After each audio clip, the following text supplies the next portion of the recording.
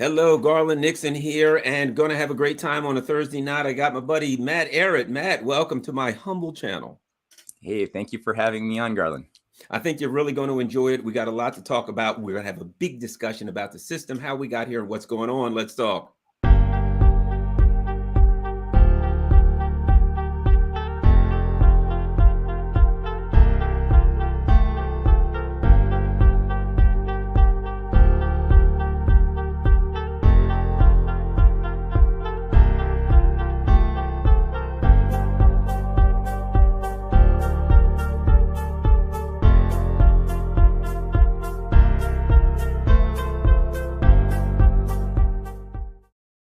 Well, I want to thank everybody for coming. Matt Ehret. Matt is a journalist, lecturer. He's a founder of the Canadian Patriot Review and the Rising Tide Foundation. He's an author.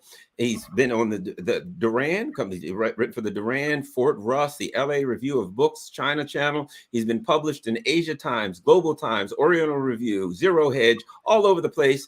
And the Duran, wow, I just had Alexander McCorris on last week. Certainly happy to have you on, Matt. Cool. It's a pleasure to be on. Great. Let me throw something at you. Something I was thinking about the other day, and I just thought I'd get your thoughts on it. I noticed something.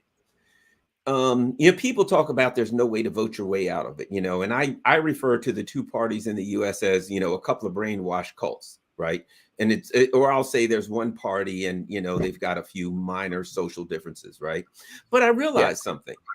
Bojo and Keir Starmer if you look at the Tories and Labour in the UK, if you look at the Greens and the Christian Democrats or whatever in Germany, if you look throughout the West, what they've been able to do is create the illusion of more than one party, but in reality, the only selection you have are basically the same people doing the same things. What are your thoughts on that? Well, I'm speaking to you from Canada, which is a parliamentary party system by its definition.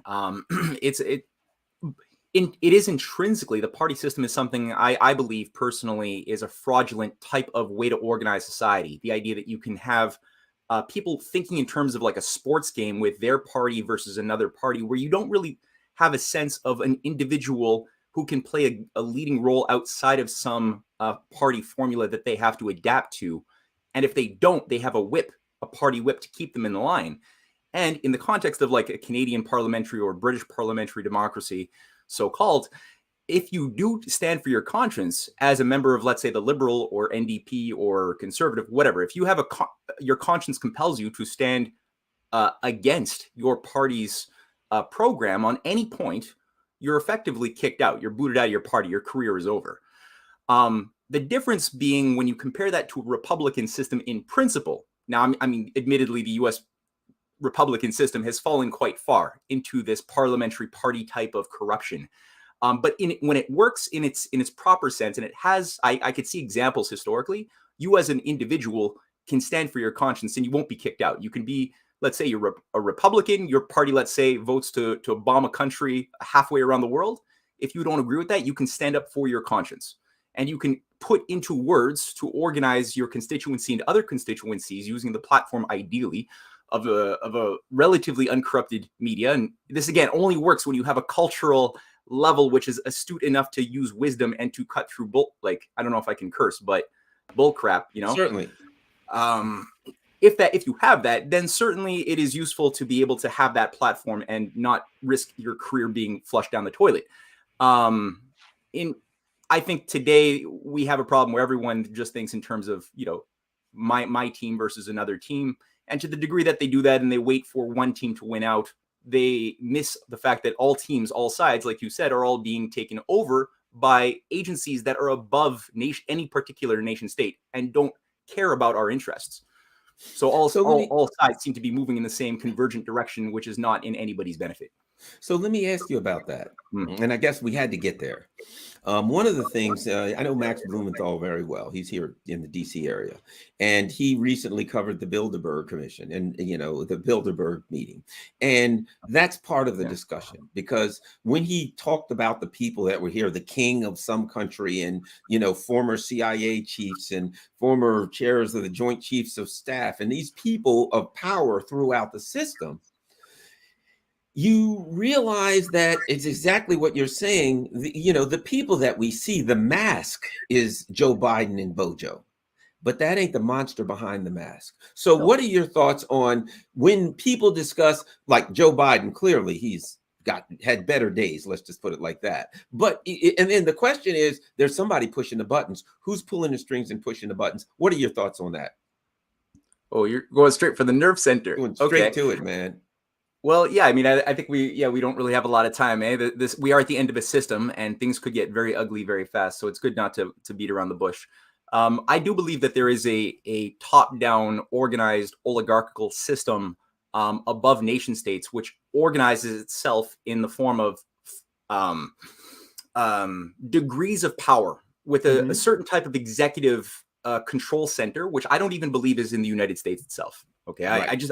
I in my analysis, looking at the broader continuity of history, I think that from what I can see is that the older noble family, they call them noble, they're not very noble. The older hereditary castes that go back to the days of the British Empire, the Venetian Empire, before that, and even before that to the days of the Roman Empire, the Roman Senate, and the higher governing structures that managed the priesthoods, that managed the cults, that provided the licenses to which cults could operate to manage the culture of both the elites, the managers, as well as the masses in the Roman imperial system, have changed their costumes, they've changed their techniques, but ultimately there's a certain continuity of many of the same families. Some families get weakened and go and are booted out for new ones.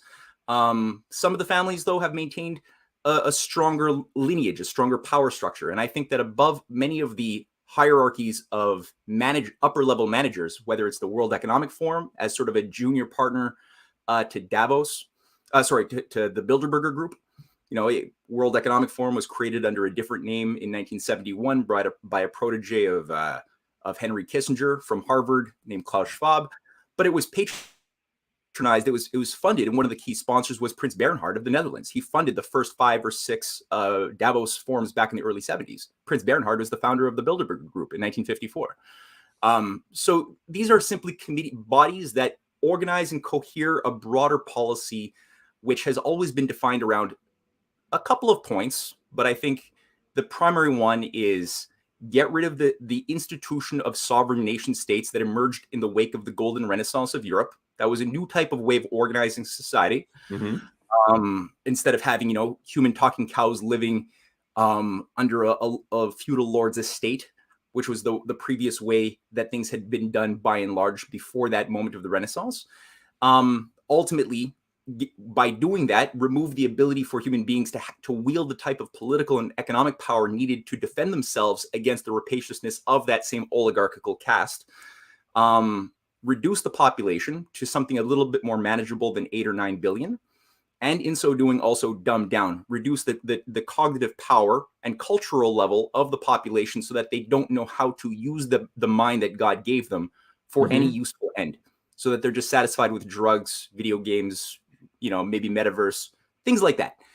And I think that those are sort of the consistencies that then work themselves down in a system that's highly complex, compartmentalized, so that you have a highly specialized system where everybody in every department, whether the OECD, whether the UN, they don't understand what the whole system that they're a part of is doing.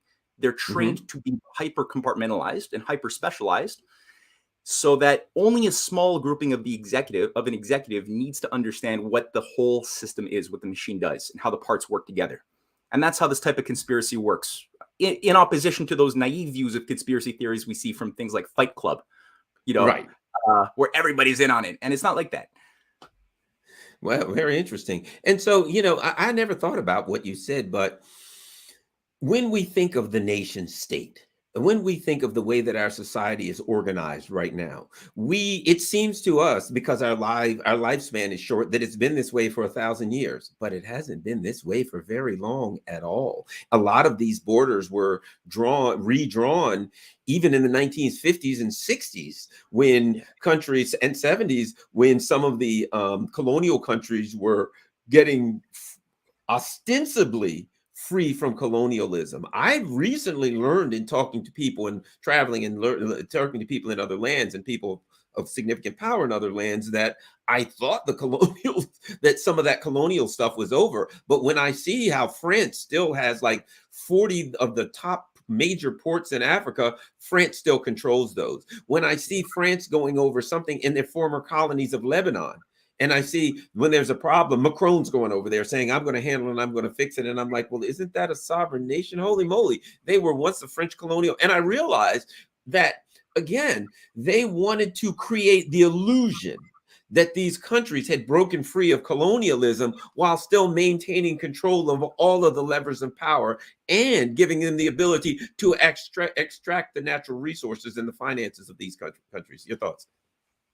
Oh yeah, you hit it out of the park. That's exactly it. I mean, there are these nominally sovereign nation states, nominally, but while political independence was won and a lot of blood was a lot of people died for the sake of these freedom struggles. Unfortunately, much of the means to give meaning to that political sovereignty were never actualized, despite the better intentions of great people throughout the 1950s and 60s who worked very hard to gain economic full spectrum independence, to have national banking, people like Nasser, people, like Patrice Lumumba, people like Kwame Nkrumah. The list goes on. It's a long list of people who are either targeted for assassination by the CIA, by MI6, by French intelligence, or by coup d'états, also orchestrated by agencies and counter gang operations within various countries. Whether we're talking Kenya, whether we're talking South American countries, we have all sorts of examples of this sort of thing. Where when you look at those who are killed or toppled, and look at their policies, they're fighting for getting economic independence, the right to have industrial independence so that they're not dependent upon a stronger power to provide for them, to be free of economic usury by great financial centers like the IMF or the World Bank. And so the means to actualize, again, the ends of true independence were never provided. It was always sabotaged. And so we've come to a situation now, 60, 70 years into that process, where the argument is often being made that, but they're too underdeveloped to possibly properly govern themselves on their own because, they had 80 years of independence and look where they're at. Look at the third world, how, it's unfortunate. And so you've got this patronizing racist type of policy masquerading as virtue, like, oh, we care for them. We want to provide, some aid, some Western US aid or something to help these countries and give them appropriate technologies. Some of these people in Africa might have thought that they could have access to their oil or coal or, God forbid, nuclear resources, nuclear energy. But we know that is contrary to their natural ecological harmony. And so we should provide them windmills and solar panels that are appropriate technologies for their low-level expectations and normal ways of doing things, that doesn't disrupt their lifestyle too much of being tribal people. And it's like, no, these countries at different points in civilization's history were far more advanced than the West was, than Europe was. Look at Africa in the 15th century. There's amazing signs of architecture and beautiful sculptures indicating a very advanced civilization, far more advanced than anything in Europe at that same time, coming out of Nigeria. And that's all been scrubbed out by the colonial powers who've tried to convince these people that, no, you're just inferior culturally or even genetically than the superior colonizers. And that's just, unfortunately, your lot in life, And so, yeah, empire is really just there. And the idea that we have to supersede the nation state system, which is just so inherently selfish, corrupt, unwieldy to the higher interests of humanity, in favor of a global governance architecture that could properly bring human beings as a whole into some harmony with nature, the way the Davos crew tries to say we have to do it under a great reset. it's bunk. It's you cut off the legs of people running at the race, and then you say, oh, we told you they couldn't run the race, but it's like you cut off their legs. Like, what are you doing? It seems to me that there's some problems that they've run into. And let me throw this out there, because I think I hear what you're saying. And it seems to me that they introduced this nation state system. And at some point they said, we don't like this. We want to go back to a feudalism, but not a local feudalism with like city states, not a local feudalism with France and Germany having their kings and queens. We want kind of a worldwide feudalism. Right. Yeah. And it seems to me that one of the issues they're having, and you see this to me with the censorship, is during traditional feudalism, you kept a lot of people ignorant, unable to read and write, unable to learn. One of the problems that they're having, and this is the censorship to me, is people are learning stuff. People are having the kind of conversations that we're having. And that is their big problem. I see the US and I say, people say, well, look at the terrible things our government does. And I say, the only way they can really get away with it is because they lie to the American people. Because if the American people knew the truth of what their government is doing, they'd reject it, because they're normal people. And overall, people aren't psychopaths and sociopaths. And if they were told the absolute truth, this is what we're doing and this is why we're doing it, they would have to reject it. So what do you think about my thoughts that the people in power are struggling to try to make us stupider, to try to censor? A big problem they have is people know too much, they're learning too much, and they're getting hip to them. And I think that's like their biggest problem. Yeah, I think that you're again, I couldn't disagree with anything you said. And I think that, when you look at one of the methods of empire, oligarchical structures of feudal empires, historically, one of the techniques that seems to come up as a constancy is the tendency to get the target victim population to become as sensualized as possible. Like in the case of Rome, for example, people know of the bread and circuses, right? The free flowing wine.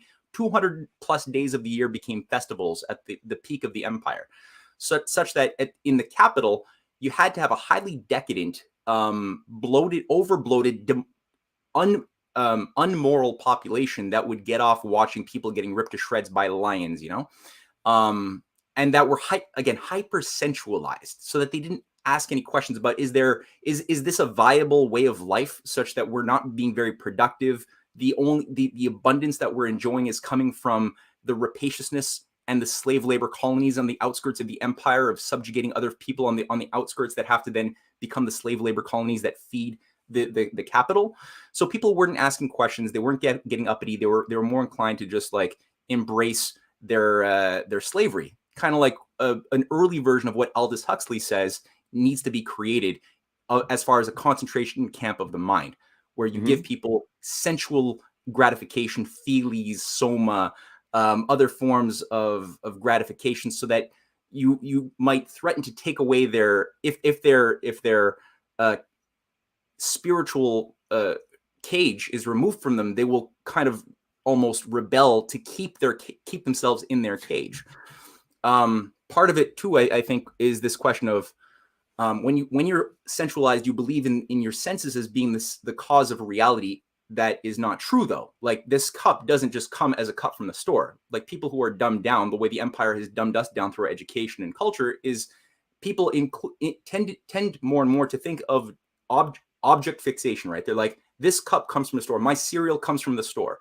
They don't think about the entire interdynamic process of physical reality that produces the grain. Where does the grain come from? How does it ship? How is it processed? Where's the manufacturing centers that make this useful, or a resource that make the ceramic cup, right?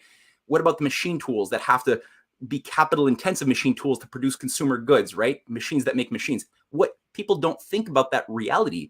And yet when you look at or you listen to a beautiful speech like Martin Luther King Jr., where on many of his speeches, he would talk about the complex dependency of all humankind. And he describes, getting up in the morning and taking a sip of coffee.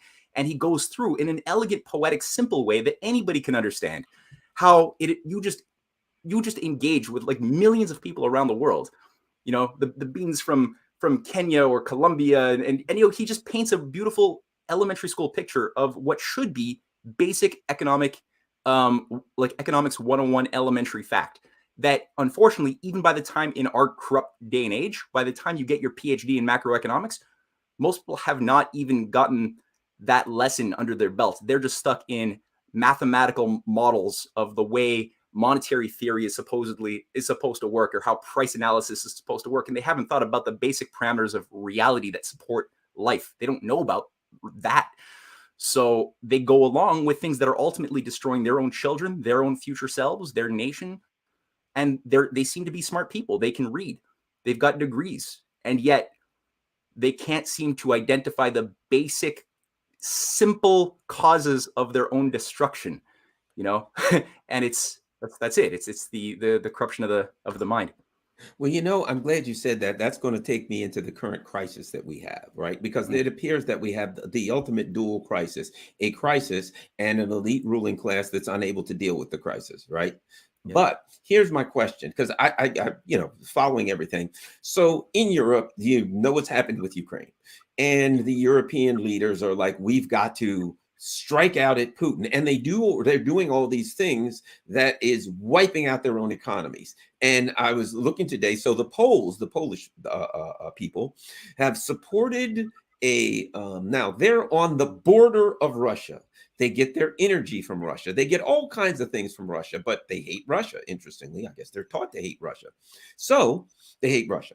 So they are at the forefront of the move to stop getting gas and all their energy from Russia. Okay, so the Poles are they're telling the rest of Europe, what's wrong with you? Why won't you cut off Russia? Are you crazy? They must suffer, right? Okay.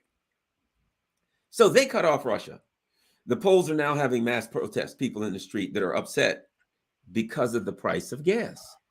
Now, the majority of the people support the policy, which is making their life currently a living hell. There were just articles where the government has now told people in Poland, you can go out in the woods and forage for wood. They're back to knuckle dragging Stone Age times.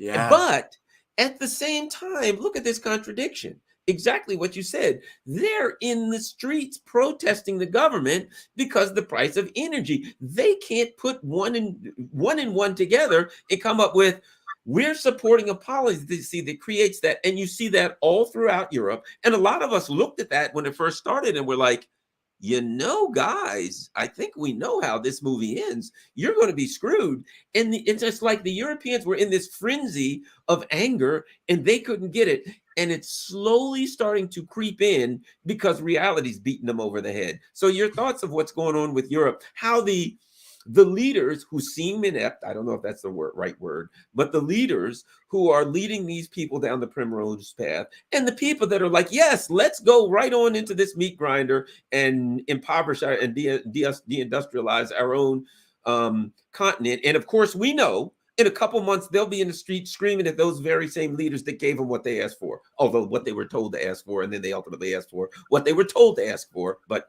at any rate, your thoughts on all of that? Yeah, no, it's a perfect example of just how it is that we have this loud paradox of just so many. I don't think we've ever had so many university graduates across the world, especially the transatlantic community, with so little capacity to identify or solve problems. Like, you would think that that's why we created schooling in the first place, was to enhance the power of the minds of young people to grow up, mature, and solve problems, which will always need to be solved. That's why education exists.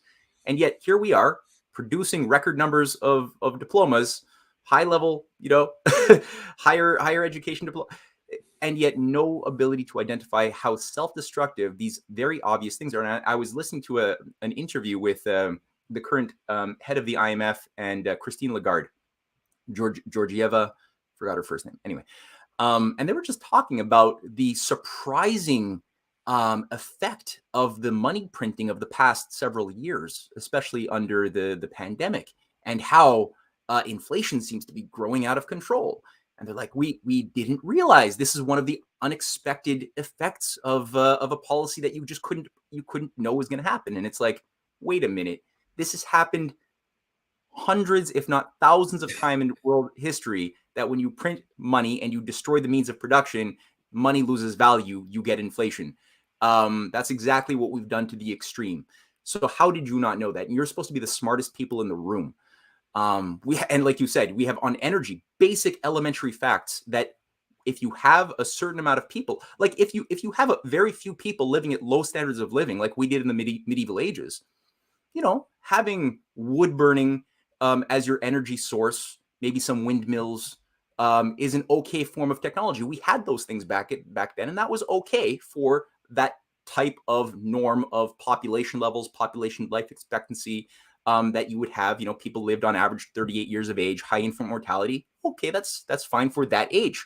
Now, if you want to take that norm from 800 years ago and then transplant that into a society which has become completely reliant upon heavy industry, certain expectations of living standards and life expectancy, it's not going to work. And yet here we are being told we have to shut down all of our hydrocarbon forms of energy.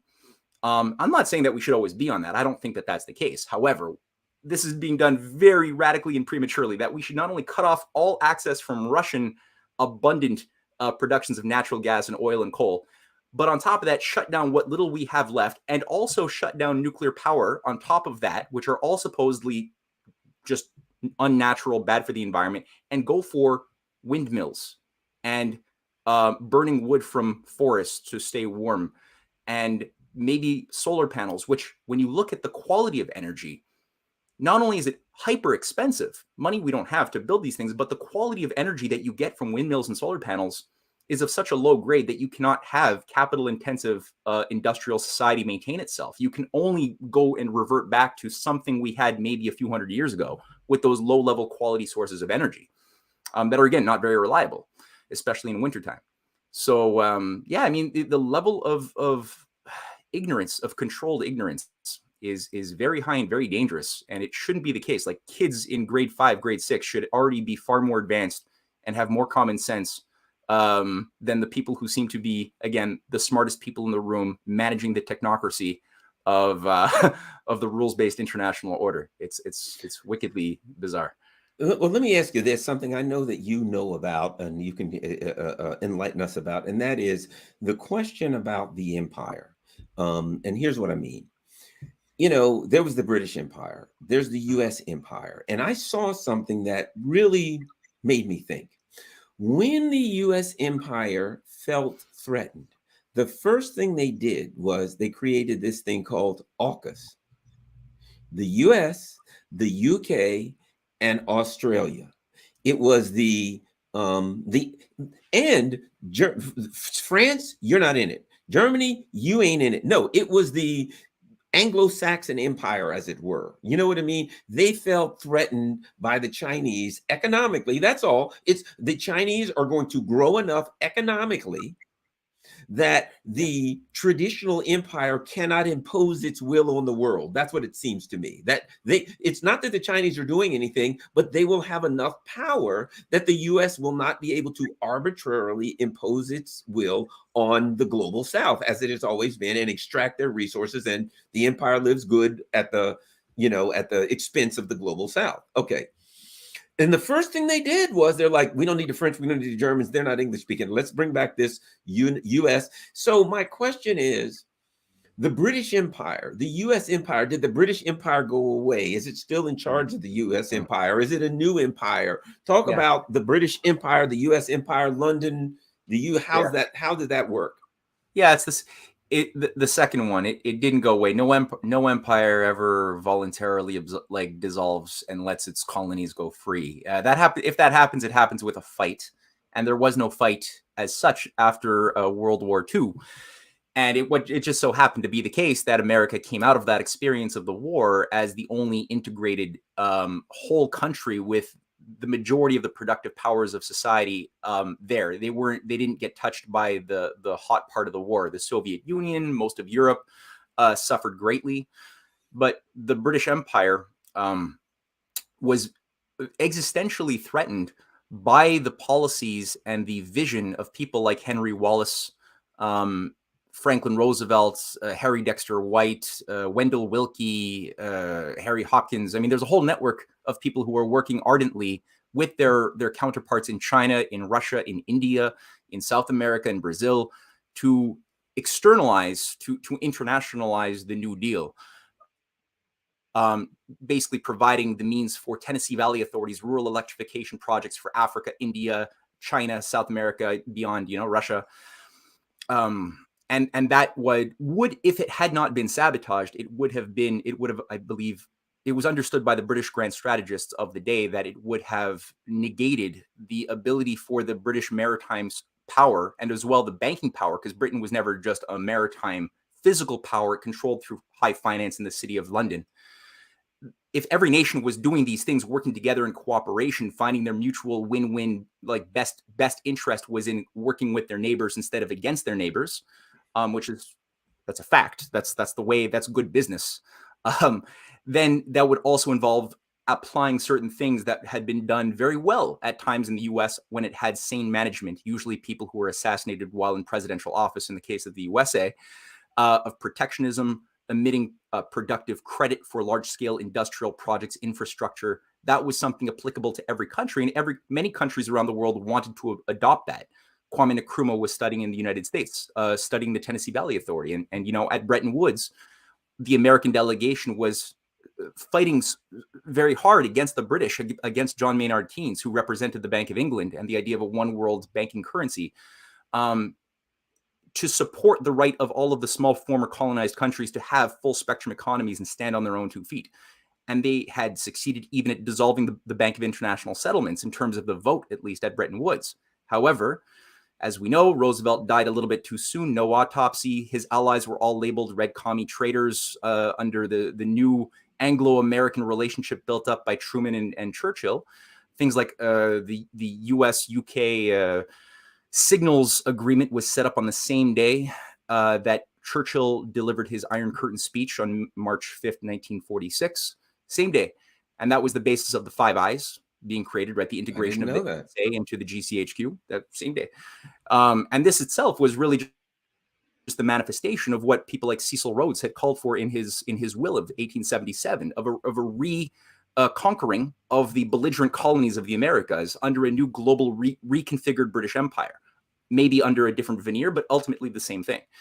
So it had been a long time coming. There had been a lot of work put into doing that. FDR even wrote to his son Elliot that most of the officials within my own State Department operate for Winston Churchill. I don't trust them. I can only trust myself. He said that to his son. And I heard the same thing about Henry Kissinger. But Nixon said the same thing about Kissinger. I didn't know about that. That he worked more for the British than that he answered to London rather than him. Oh yeah, I'd like to read that. I didn't know that. I didn't know Nixon was so self-aware, because I know Kissinger on May 10th, 1981 at Chatham House, the British Roundtable or Institute for International Affairs of Britain. That's sort of the parent. For those who don't know, that's the parent think tank to the CFR, the Council on Foreign Relations inside of the United States.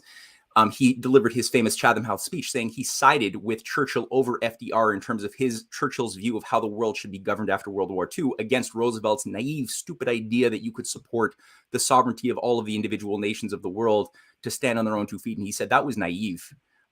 Churchill's was much better. And he also said that he had spent more of his time as Secretary of State briefing the British Foreign Office than he did his own State Department.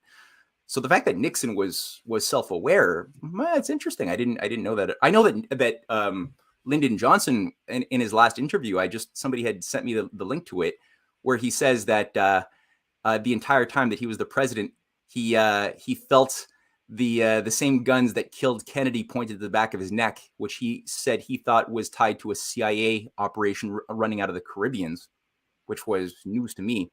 But it's an interesting leap. That Lyndon Johnson. I heard that. God rest his soul. Paul Robeson Jr. told me the same thing. He said exactly the same thing, that it was a CIA or a group run out of the Caribbean. Yeah, there's something there. I mean, there was Jeffrey Steinberg who had written some amazing work for EIR, had done some really good reporting on Permindex as well back in the 90s. And some of this was published, I think, first in the 80s in Dope Inc., which you probably heard of this book. It's an interesting book. And yeah, within Jeff Steinberg's research, he pulls together a certain outlet that seems to have been in the Caribbean. It's called the Trial Club, that people like Louis Mortimer Bloomfield, who ran Permindex in Montreal, which is sort of an assassination bureau set up in World War II that reconfigured itself after the war was over and was caught, funding at least 2 of the 30 assassination attempts against Charles de Gaulle and got kicked out of France for it. And people like Fleming, the guy who created James Bond, they were all members of the Trial Club, which is like this hedonistic, weird, again, like the name says, try it all, right? Club out of the, it was somewhere in the Caribbeans, which is again tied to the mafia. It's weird. I mean, it's a complex. Well, let me ask you this. Yeah. Let's come to modern day stuff. Modern day, what's going on in Ukraine? What's interesting is I've read a lot about that, and Sergei Lavrov has said this is not just about Ukraine. This is way bigger than Ukraine. This is about changing the world. This is about, I mean, it was interesting because I see this very much. I don't know a lot about it, but I know enough to say the US empire, you can see there, the US and the West, you can, and when I say the West, I mean the US and the Europe. Their reaction has been so over the top. It's insanity, and it's like, no, this isn't, nobody can ever do this. We have to do everything we can to stop it. And when Lavrov says, this ain't just about Ukraine, I hear him. And I see that a couple of things. I see him say this is not just about Ukraine, it's about something much bigger. I see the Chinese 100% behind the Russians. I see the US empire say to the India, come on, you're with us. And India's like, oh no, we're with the Russians. I see every African country, every Caribbean country, every Middle Eastern country, every Latin American country say, we're with the Russians, not with the US. It is very interesting. And it seems to me they know something that we in the US don't know. What is it? What are your thoughts on that? Well, they have not been the beneficiaries, physically at least, of globalization. So I think they've got a little bit more, they're more in tune with reality and what virtue signaling liars actually are.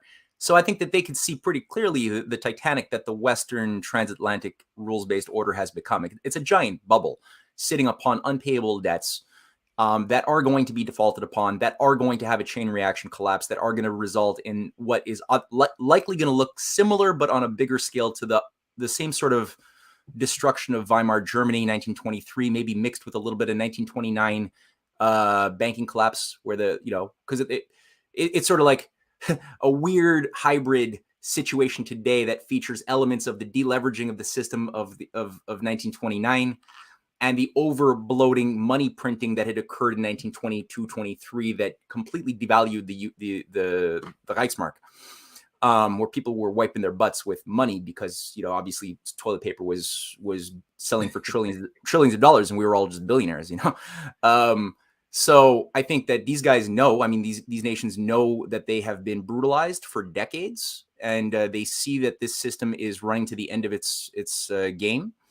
And if there was no other game in town, they'd be in bad shape right now. I think they would be hard pressed to do very much. There's not a lot of wiggle room, but because, thank God, you have, especially since 2013, the advent of the Belt and Road Initiative, which has grown and blossomed with creative leaps that nobody, I don't think, really anticipated, and integrated not just, I think we're at now 145 countries to varying degrees who have signed on to join the framework of the Belt and Road Initiative, which is integrated really closely with the Eurasian Economic Union led by Russia, which itself now is being managed increasingly on the financial side by Sergei Glaziev.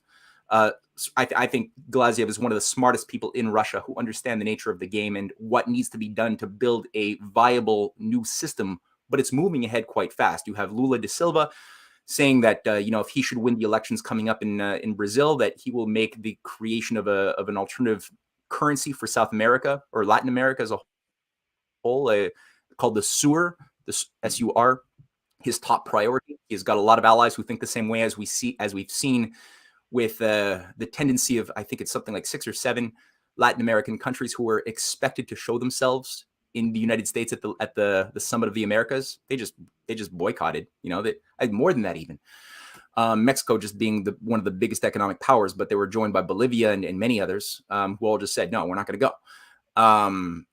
You have also Iran now calling out openly, loudly for a alternative currency for the Shanghai Cooperation Organization.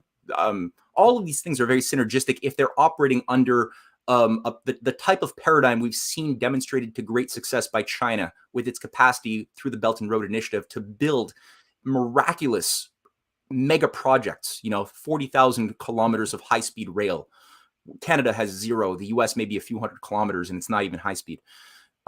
These are things that China is able to build in a very highly efficient way, and it's offering these capacities to its neighbors, which is something we have not. JFK tried to do this. FDR tried, but it was never permitted from the United States to actually be provided to poor countries to have access to high tech and manufacturing. China's going ahead and doing it.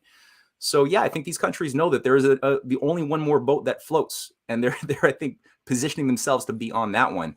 While the current one, that too, that there's this Ukraine thing is kind of, I don't know if the term is metaphorical, symbolic, or whatever, because the U.S. has made it clear this is our proxy war against Russia. This is the big one. This is the big proxy war. We're going to arm this army. We're going to have that, and then they're going to go knock Russia down, and they're getting stomped.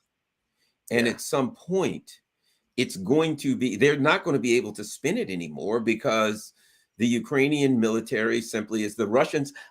When it started, I've been talking to a lot of experts for years. I work at Sputnik, and a lot of military experts, and they said the Russians have created a military that within 500 to 1,000 kilometers of their border, that strip in there, you don't want to come in there, or you're not coming out alive, and you don't want to fight them on their border. That's what they're set up to do. They've got missiles. They've got everything they need in that range.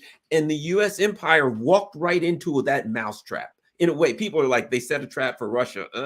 In a way, it's the other way around. You walked right into a fight with Russia in an area that they have been setting up to fight for the last 20 years. Yeah. And so now, ultimately, at some point, the U.S. it's funny because you could see the Russians are losing, they don't have a chance. And then the spin starts changing. Well, every now and then, maybe they're winning. And now the spin's like, well, at some point, we're going to have to bargain with the Russians. And I'm thinking to myself, the Russians don't need a bargain. They don't need an off-ramp. You need an off-ramp because your countries are going to start, is it Slovenia or Latvia? One of them, the government's already fallen. The government fell in one of these Baltic states. Bojo, he's on his way out. He's got one foot in the grave and the other on a banana peel, as far, politically speaking. Poland, the people are in the streets right now because they really don't like living like when they were still communicating with rudimentary grunts and clicks. And you can just see this thing falling apart. And at some point, I think they're going to have to crawl to Putin and say, hey, man, can you give me a break? And I think he's going to say no. Go ahead. Man, I don't know. I know that Putin has provided a lot of outs for the West to take, and in their arrogance, their boundless arrogance, all of these opportunities of cooperation have all been ignored, or just Putin's received a lot of spit in the face. He's taken a lot over the past 20 years, and especially, he came out in 2007 offering the West the great opportunity to build the Bering Strait rail tunnel. In 2007, he tried to meet with Cheney and Bush, and he wouldn't be heard. He even offered $60 billion to build a rail through the Bering Strait to be an impetus, a driver for reindustrializing the West, which he was trying to explain. Look, you've been doing it wrong for 40 years. You've suffered. We've suffered. Let's work at building a viable economy that actually produces things again. Let's take this great, bountiful area of the Arctic, which has so much potential. We don't have to militarize it. We could work together on these mutual, because you could have a lot of resources, but if you don't have any roads or rail, it doesn't matter that the resources are there. So, and no, he couldn't be heard. He offered it once more with Obama in 2011, and again was insulted, was not spoken to, was not respected. And it's still there as far as I can tell. Putin doesn't want missiles in the Arctic the way the managers of the handlers of Biden seem to be pushing towards, which is not just the full spectrum encirclement of missiles in the south, but also in the north and also around China's perimeter in the Pacific.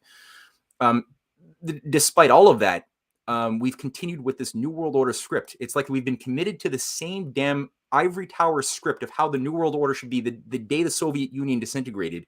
You know, it was the end of history, and everyone was full on quadrupling down on the fact that they won the world, and it's now just a question of consolidating the whatever little, you know, belligerent systems remain, and just instituting this post nation state system of control.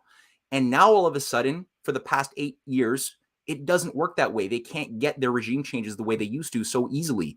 They can't get the type of effects they used to get by just snapping their fingers, because you have Russia, China, Iran, you have increasingly India. So many countries are all together now saying, no, we're not going to take this anymore. We want a different type of future. And so I would think that Putin would still be graceful if there was some humility, some signs of humanity that could emerge from the West. Now, personally speaking, you and I sitting here in the West, having just watched the inside of this basket case insane asylum, I don't see a lot of it. I want to be surprised. I want to see some humanity again. Maybe it's there. Maybe it's up to us, you know, and those watching this show to look inside themselves and think, well, maybe I have to play more of an active role than a voyeur in maybe helping to organize a process that could awaken some humanity in positions of some form of influence. But right now, I don't know. Well, let me ask you this then, because I feel that what's coming, there's a storm on the horizon. There's an economic storm on the horizon, and it's going to hit. And I do believe that, you know, the Europeans want their regime change, and they're going to get it, but it ain't going to be in Moscow. We're going to see a number of governments, probably most of the governments, I believe, responsible when these people in Europe start realizing that they can't afford anything and that their standard of living has disintegrated. There's going to be some regime change. Now, let's talk about the direction things could go for this reason. What we've been told is, look, be wary of the conservative, of the right, like a Viktor Orban. They're fascist and they're bad news, and they can just wipe us out, right? Be wary of the, of those types of right wingers. That they'll bring in fascism. Now, here's the reality. What we have now with the ultra liberals, if ultra nationalists are fascists, these ultra liberals are a form of fascism. And I don't know if the word fascism, we could use other words. And to be frank, and I'm a lefty of the leftist side, right? But there's a difference between ideology and sheer madness. When I look at Orban saying, wait a minute, guys, look, okay, I know you hate Russia and all that stuff, but I got to prioritize having gas and food and things like that for my population. It seems like not so much, well, he's a far right winger versus somebody who's going to be, hugging puppies, as some level of rationality versus complete madness. If we're looking at this ultra liberal form of fascism, is going in the direction, if things shift, let's say in Europe, in the directions of the kind of Viktor Orban, which is the old school non-interventionalist style conservative, right? The nationalist conservative is, to some extent, isn't that better than what we have now? Anyway, your thoughts on the direction things will go, and would that be really worse if they're like, yeah, we're kind of, we're not woke as we should be, or anything like that? The woke stuff, I hate it anyway. That's a whole nother hour to talk about. But I don't want to go to war with Russia and China tomorrow, so let's try to chill out and just at least maintain the standard of living at some reasonable levels for our population. Anyway, I know I said a lot. Your thoughts on that? Yeah, I mean, you're raising some good points. And I mean, there's many flavors of fascism, and the word gets abused quite a bit for political ends, and it's like anybody who didn't show up to Biden's democracy summit, or who wasn't invited, which was half the world, are apparently authoritarian regimes, not compatible with the ideas of the rules-based order and how the world should be in our post nation state. But more than that, post-truth age, right? Because there's a cultural dynamic to what type of reset world civilization is expected to be brought online with a certain transhuman flavor, which encourages things like the sort of thing we saw in what was it? Was it Kansas, or I forget which state? But I'd seen a video of drag your kids drag week or something Oh like that. yeah, I've been seeing that. They have these drag queens come to like elementary schools. I saw Yeah, one where like these kids were putting dollars in like it was in a strip show kind of thing. yeah, And I'm right. like, They were yeah, I taking think through a we've lost it. 21. Oh yeah, exactly. And the parents were there cheering on their children Yeah. to walk down the catwalk with the drag strippers. And I mean, this is just over the top. This is what like liberalism has become. This was unthinkable even 5-6 years ago, and I mean for sure 20 years ago, where most liberals who were considering themselves liberals were against wars in countries we shouldn't be in. They were against the surveillance state, and now many of these same people, just a little bit, a few years later, are doing things like this, are championing going to war with Russia, championing supplying weapons to Nazis in Ukraine, and other things that are just unimaginably over the top. And I think a lot of this has to do with the fact that what made the liberal progressive movement work was its focus on empathy and having access to your feelings, to not just think with cold logic, but to think Hmm. also with your heart. And that's good. That's why you have a social safety net. That's why we had social security. That's why we don't let, old people who can't, support healthcare have access to medical treatments. It's because that's why these policies happened, was because we had a heart, right? We knew it wasn't all just for money, and it wasn't just a selfish motive. So that's good. And the problem was this was capitalized on, and I think inflated to the point that emotions became what, in the last few years especially, defined what truth is. And I'm sorry, that's a bad standard for defining what truth is. That you could make your own truth by having whatever type of gender you feel like. One day I feel like not just a man, or a man doesn't just have to feel like a woman to be a woman. He could feel like any one of the 89 accepted genders, and it could grow to. There's no reason why you can't have 1,000,000 genders, depending on if you feel like a couple. There's a girl in Germany who wants to marry her model toy airplane, and she really wants to marry this thing. I'm not even joking. And she's trying to change the laws of Germany to permit her to marry this toy model Boeing 747. And that's a serious thing. And the culture is taking that seriously. Instead of giving her psychiatric treatment and help, which is what you should be doing, we're treating this like it's a legitimate thing you should want and be serviced by the state. So yeah, we've gone crazy, and as soon as society, I think, loses its ability to have a metric of judging right and wrong with objective standards, you've lost the ability to avoid fascism. You will always have power structures that will capitalize on your inability to see, because if you don't believe in truth, it means you don't believe that there is a noble that you could be lied to. You can't see an intention. Somebody could say nice things to you, but you don't know if their intention is the opposite of what they're saying, which unfortunately it obviously is. So these are candidates for total fascism under a liberal garb. And I think, yeah, people like Orban, or even, the better part of the Republican Party, which is rejecting the critical race theory stuff, because obviously you have the neocon Republicans, but then you have something which doesn't, which is not there, that rallied around Trump, who I'm generally sympathetic with. They're human beings who are not technocrats, at the very Hmm. least.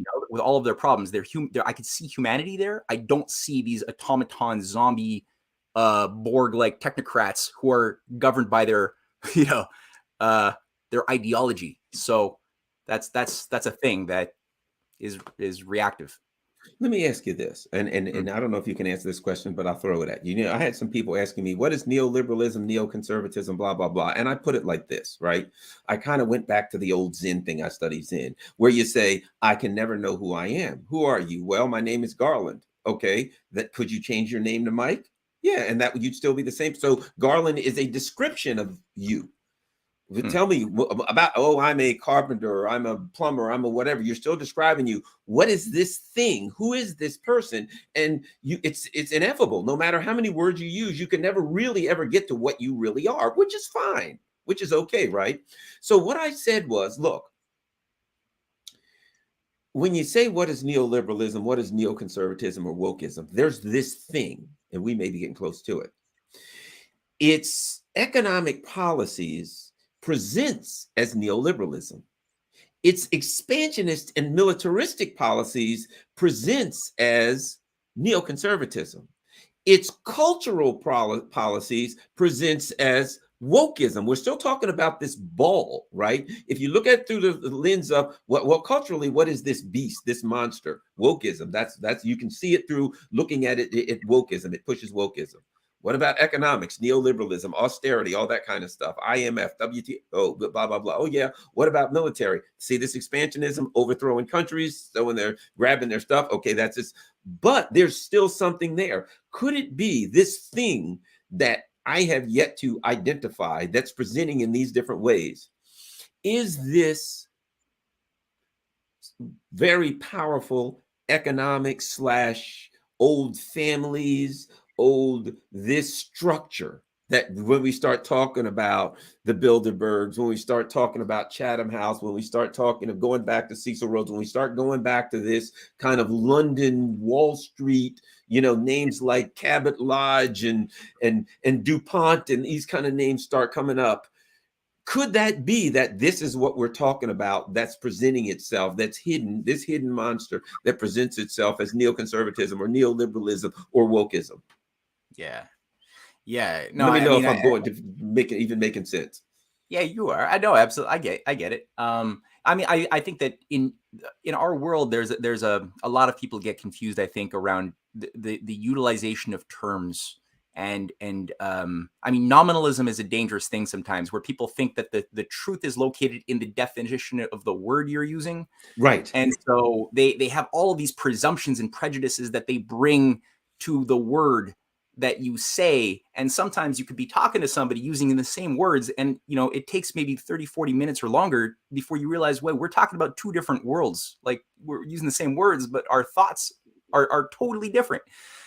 And so there's got to be a rectification of terms, as Confucius said, in order for us to, I think, proceed. And so I think what underlines all of these different aspects of empire today, because obviously there's a neoconservative component to it, there's a neoliberal, we see a convergence of these things that seem to have certain more opposition a little while ago, but not really, because as soon as George Bush Sr. was out, after all of the damage that he caused, being a part of this sort of neoconservative awakening, with people like Newt Gingrich and others, people like Zbigniew were spearheading this thing back in the 70s with Team B and other people like Paul Nitz, who was an early Bilderberger member,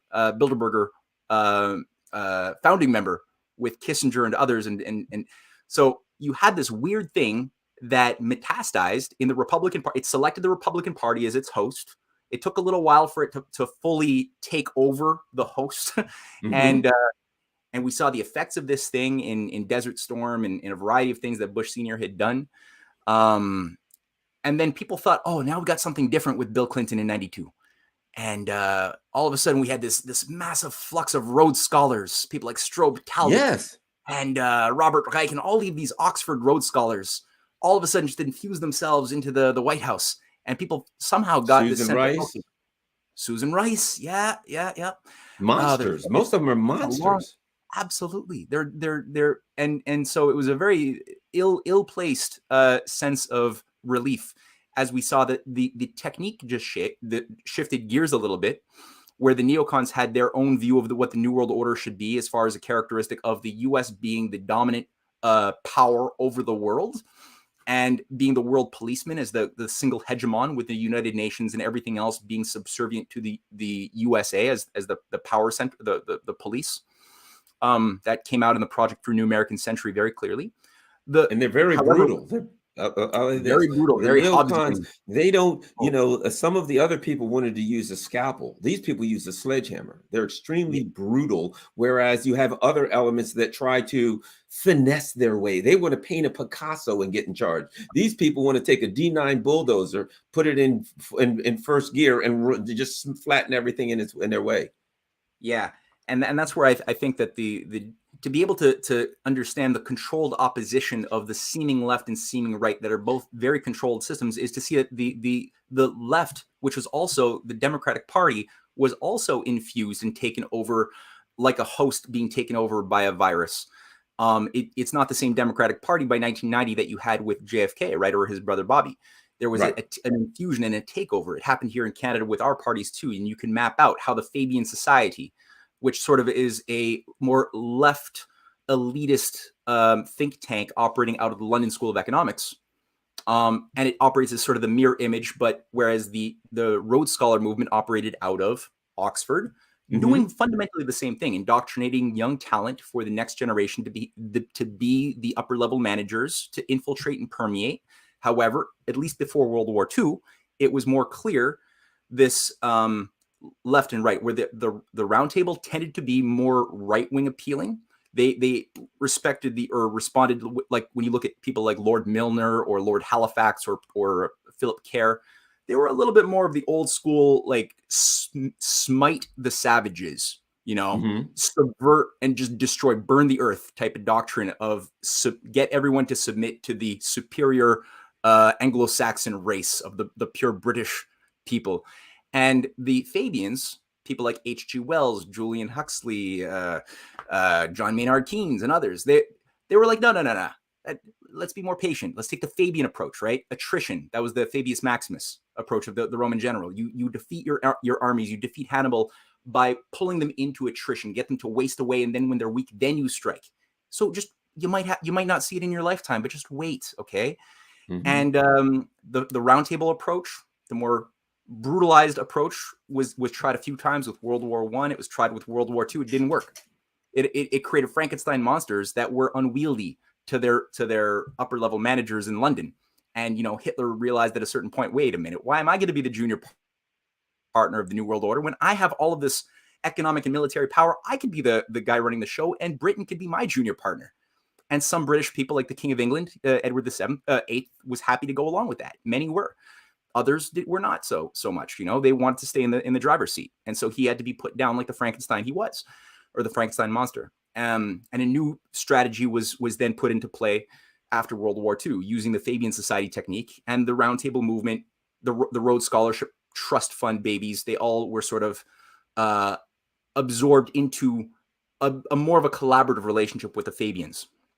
So they began infiltrating everything they could in the private sector, corporate media, intelligence agencies. They had already been doing it, but they really accelerated. And the Democratic Party had their host. That was one host. The Republican, its other. They each had their own characteristic. And we saw that express itself with two different approaches to the New World Order that were being championed by George Bush Sr., Kissinger, Strobe Talbot, Biden, How I Learned to Stop Worrying and Love the New World Order, all 1992, Bill Clinton saying the same thing. And it's just that they were a little bit more sophisticated in some ways, the liberal side. Let's do it with a smiling face, And right. Well, if I could ask you one quick before we go, because we've been on an hour, but I do want to ask you one more thing, and that's and I think it's important because we've been talking about the Rhodes Scholars, and you start looking at the Rhodes again. You start looking at Clinton. You start looking at Susan Rice, and what happened was there was a new vocabulary introduced to us, wherein a new paradigm wherein we were supposed to view a person with a Rhodes Scholar as the ultimate intellectual. You know what I mean? They introduced that paradigm where they were like, well, so-and-so, and they're a Rhodes Scholar. And everybody was supposed to go, oh, well, I guess we got to vote for this. My God, a Rhodes Scholar. Why didn't you just tell me? You know what I mean? Yeah. And that paradigm was put on people so that when they started running Rhodes Scholars for president, or they nominated this Rhodes Scholar to be in whatever position, then we were all supposed to be in awe and say, well, they're a Rhodes Scholar. They've got to be in there. What the hell's up with this whole Rhodes Scholar situation? Who are these people? What created them? And what do we need to know about them? Okay, well, it was I'll try to do this in like 2 minutes. Basically, when Cecil Rhodes died, he was a major diamond magnate, racist, hyper genocidalist. He managed the first Boer War to destroy the Transvaal uprising in the South Africa. He created De Beers, many other major mineral and mining cartels that are still to this very day controlling many of the resources of Africa. 70% of Africa's resources are controlled by mining corporations that are on the London Stock Exchange, based with headquarters in the Commonwealth of Britain, which is still 22% of the world territory is the Commonwealth. which is about the exact same thing as the British Empire was before it so-called dissolved.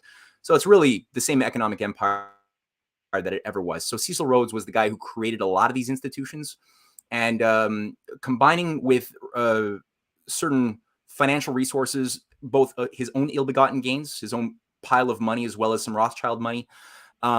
He composed several wills that laid out a manifesto for how a new secret society should be organized, which would have an aspect of a scholarship fund to reorganize the entire civil service of the British Empire and create fifth columns in all parts of the world, because the British Empire of his time was falling into disarray. Its civil service was untrustworthy. The nation states of the world were going with Abraham Lincoln's program for protectionism, large-scale infrastructure development, rail development, Russia, Japan, Otto von Bismarck's Germany, South America, the Drago Plan. I mean, all of the nations of the world were beginning to learn that they didn't have to stay obedient to the City of London and British maritime controls of trade. They could. No wonder they had to kill Lincoln. No wonder they had to kill Lincoln. From Canada. That's where John Wilkes Booth was deployed from British operations in Canada. Wow. That was a Confederate, Confederate intelligence basing operation, was Montreal. It still is. Also what killed Kennedy. And again, Garfield, as well as McKinley, as well as McKinley's vice president, which allowed for Theodore Roosevelt to be brought in, who created the first wave of the Anglo-American alliance, the special relationship. Warren Harding, as well, not through Canada, but still, oyster poisoning. So you got a lot of American presidents that did not live through their terms in office. And when you look at what they're all doing politically, what's the policy that they're invoking? It's the thing that Cecil Rhodes and his handlers had nightmares about. So the Rhodes Scholarship Program was created and managed by the Trust, with partially a set of think tanks that were created called the Round Table. Eventually they changed their name and became the Council on Foreign Relations, the Chatham House, the Royal Institute for International Affairs in Britain. Canadian, Australian, South African, New Zealand operations were set up in the 20s and 30s, all to coordinate the Five Eyes, the reconquering of the U.S., the undoing of the American Revolution. And there's been about, I think, 3,500 U.S. Young people who have been processed through Oxford. People like Yandell Elliott, who was an early recruiter. He was himself an early Rhodes Scholar in America who recruited Zbigniew Brzezinski, Henry Kissinger, Pierre Elliott Trudeau, Dean Rusk. I mean, there's a whole bunch of people who then became Rhodes Scholars. They were sort of tapped, given the treatment, if they had the stomach for it and the talent and the lack of morality that they were willing to let go of. They were brought back into positions of influence to carry out a sort of religious-like grand design that that was awoken in their hearts. So it's kind of like a cult. It's a cult. It gave meaning to their life. And I think ultimately there's a satanic element when you start digging into it. Personally, I start seeing that there's something really nasty in terms of Bohemian Grove and some of the other ritualistic types of weird things that you see going on. But ultimately, though, they're really trying to turn back time. They want to bring humanity back. I guess this is how we began our interview, so a good way to end it. Ultimately, they're motivated by an idea of making eugenics, basically retooling eugenics, the science of population control, the weeding out of the unfit, for a pure type of new species of humankind controlled by a master class. That was retooled after World War II under a few different veneers. Transhumanism became one of the veneers, created by Julian Huxley in 1956 and Pierre Teilhard de Chardin, who worked very closely together to create this new synthetic religion for the elite and one for the masses. That's part of what animates the Fourth Industrial Revolution, this whole, we're going to integrate with machinery and CRISPR tech in order to stay relevant from AI and stuff that Elon Musk pushes. So they're all, it's part of this is just to create a very docile population of low quality thinking people who are highly mediocre, who don't believe in truth, who are willing to just ultimately go along with whatever the elites tell them that they should believe in, as far as shadows on the cave wall, believe in your that's called metaverse, by the way, and drugs. Yeah. And I just call it the current thing. The current thing. Yeah, they go along with the current thing. Yeah. You know That's that, it's the current thing now when they give you an emoji for your social media. When they give you like a flag and an emoji for your social media account, yeah. that's the new current thing. That's yeah, exactly. And we won't notice. We won't notice that we're going all soylent and green. We won't ask what this new food is that the state is giving us. Right. Um, and uh, and ultimately, it's a technocratic feudalism. They want to just have us acquiesce to our own return back to a state we used to have maybe 800 years ago with but a few different technological modifications. And again, thank God for Russia, China, other countries of Eurasia who are not having it. That gives me a lot of hope and makes me happy, despite the fact that we are going into a bit of a storm and it's going to test our mettle quite a bit. Yeah, I agree. I'm glad I talked to you because very few people, in one of the things I think that's interesting and very telling, and that is that America has portrayed the Lincoln assassination as one angry madman who went and shot Lincoln and ran. There were 5 people hanged. It was a major conspiracy. They tried to kill his entire cabinet that night. You know what I mean? And American history is John Wilkes Booth. Climbed down and tried to shoot him. And the history books don't even show that there were 5 people, including a woman, that were hanged, that it was a major conspiracy. And they tried to kill his entire cabinet. And I always felt, that business about the Intercontinental Railroad and some other things that he was trying to do, his economic policies were on top of the idea that he said, I think slaves should eventually be able to vote. I think that also told them how he viewed the other countries. Yeah. And one of the things that he said was, let's take some of the slaves that want to go back and we'll send them back to Africa, but we will economically develop the place we're sending them to. Whoa, all of these things are huge problems. Yes. Oh man, no, I got really angry when we should have known this in elementary school. Like this it would make history class so much more interesting and rich. I didn't care about history because it's treated in such a boring, bland, memorize these facts, and the facts aren't even true when you dig at them. But if they showed us this drama and the way that things were moving as a trajectory that was then subverted, you'd get kids so much more interested, and it would make them so much more mature and wise to see the replication of foolish ideas in their own world that they would not tolerate, which is obviously why history is such a battleground right now over who controls the narratives, the models of what accounted for different wars, peace movements, other things. It's a huge fight. It certainly is. Well, thanks a lot, Matt. Ehret, man, I hope to get you back on again sometime. It sounds like we got a lot to talk about.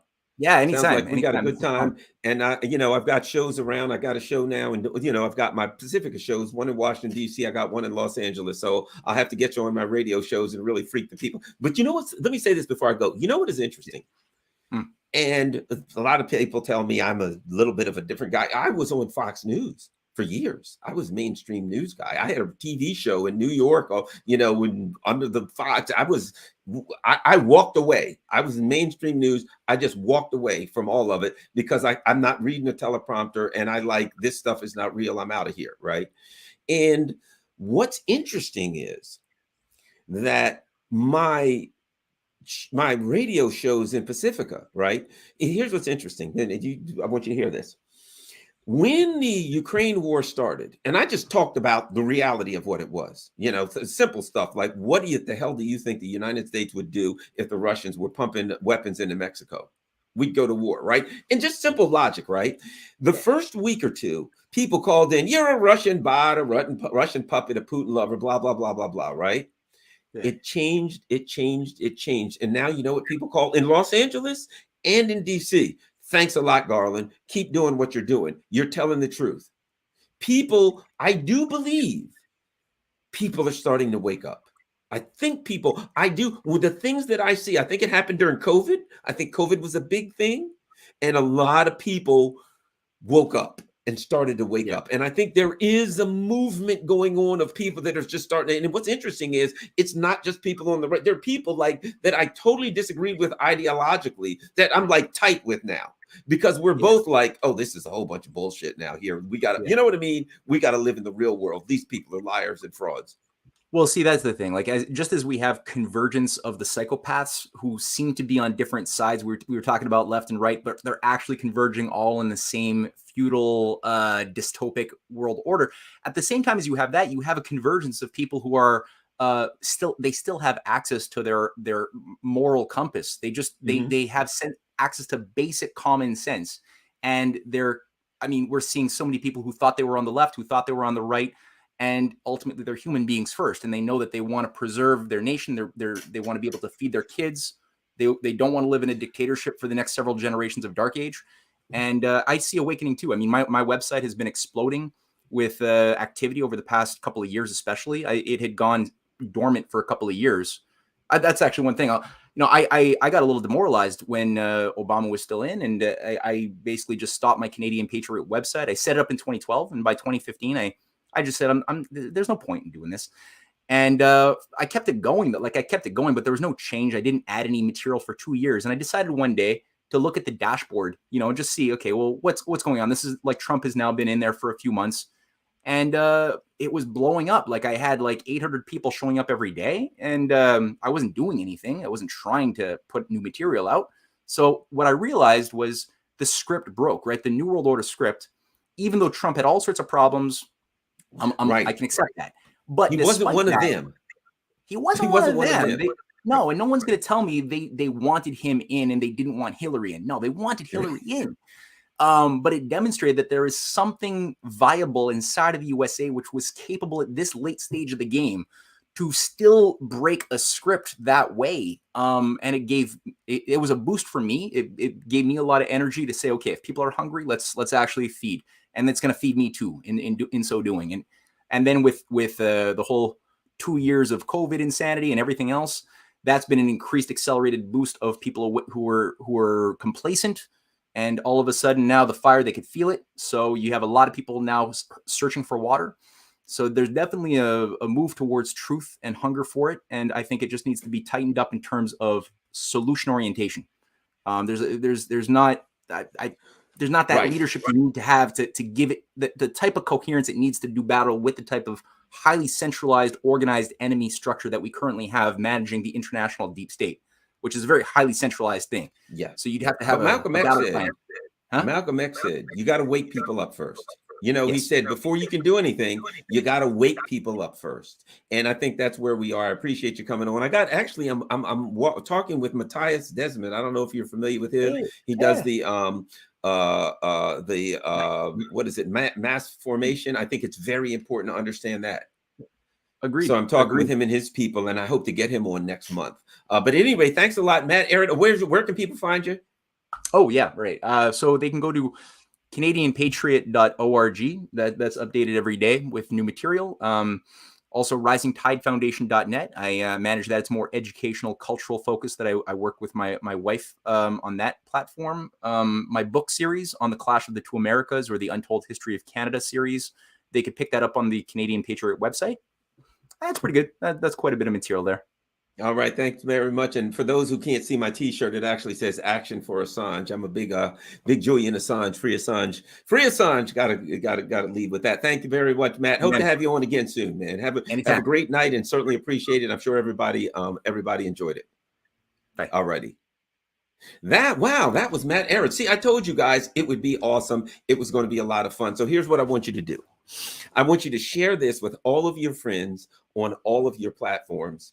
And let people know about this show and let people listen to it. We need to try to start waking people up to what they're up against. I certainly appreciate it and what we need to do.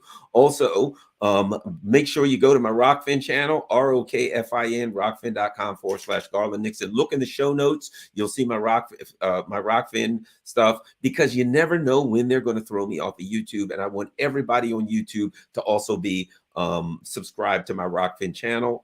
You can, if you want to become a member, it's $9.99 a month. I would appreciate that. That allows you to see premium stuff. But if you can't afford it, don't worry about it. I understand. You can just become a subscriber for free.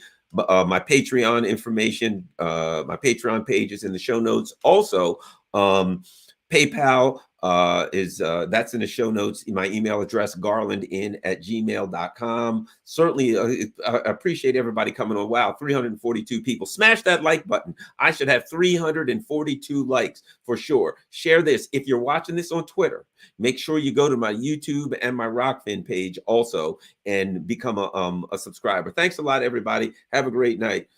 Garland, you should go on Jimmy Dore. I've been on Jimmy Dore a couple of times. Haven't been on there for a while. Heartening to see young people smart thinking, man, that guy's, let me tell you something. For those of you who haven't seen Matt, you just even scratched the surface with this guy. He really knows his stuff. So I'm doing my best, everybody, to try to bring on really good guests. Matthias Desmet, if you haven't heard of him, he does this thing, talks about this thing called mass formation. He's absolutely brilliant. You really need to hear that. Basically, what Matthias Desmet talks about is how they get all of us to believe something, how we kind of get into a mass psychosis, a mass hypnosis. And he talks about how that happened during COVID. He talks about how that happens and ways that it can be broken out of. So Matthias Desmet is absolutely awesome. We'll get him on. Matt Ehret, awesome. I'm working to get some people that really know their stuff on here. So, you know, we can have some fun. We can laugh and joke, but we can get some serious work done. Thanks a lot, everybody. Peace. I'm out.